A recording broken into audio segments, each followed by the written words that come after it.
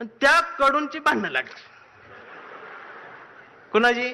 America, Israel आणि ती Iran होतो रावसाहेब. पण ते आनंदात होतो. मला आणि बायकोला दोघांना बोलवलं होतं.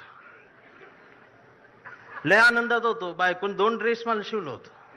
आणि ते काय केम्ब्रिजला बोलवलं होतं. ती बायको आमची युट्यूबला रोज केम्ब्रिज टाकून बघायची. ती मला दाखवायची, इथं चहा घेऊ, इथं कॉफी. म्हटलं तू लिहून ठेव, गेल्यावर करू. मी इतका आनंदात होतो. त्या कडूनची भांडणं लागली. कुणाची? अमेरिका, इस्रायल आणि ती इराण. आणि माझा दौरा रद्द. इमानच उडत नाही. अजून काळा पडला. बर, भांडणं त्यांची आणि दंगा इथं.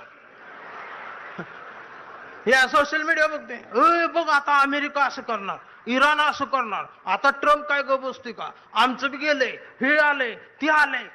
15 दिवस यांनी दंगा केला. आणि जेव्हा यांच्या घरातला गॅस संपला,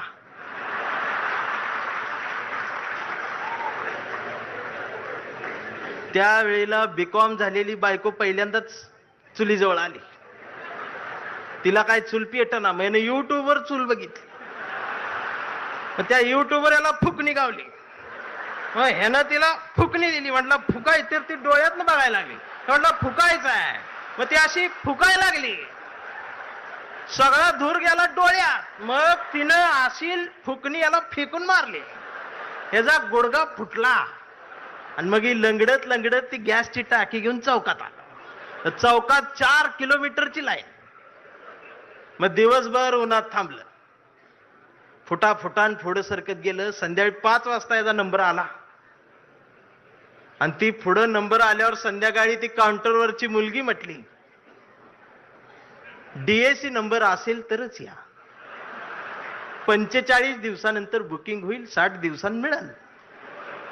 याच्या लक्षात आलं 60 दिवस गुडघा फुटणार.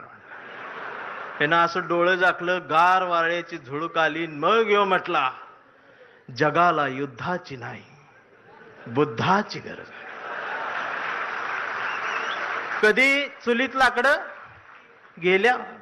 अहो, आमचं उपमुख्यमंत्री शिंदे साहेब सुद्धा टीव्हीवर पहिल्यांदाच नाव घेतलं. कधीच नाव घेतलं नव्हतं बुद्धाचं.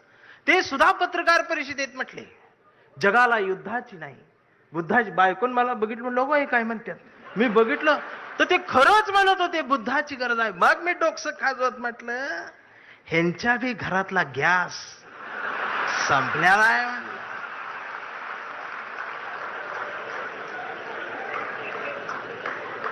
साधना आहे. अहो, काय चाललंय काय आमचं? आम्ही काय घ्यायला पाहिजे?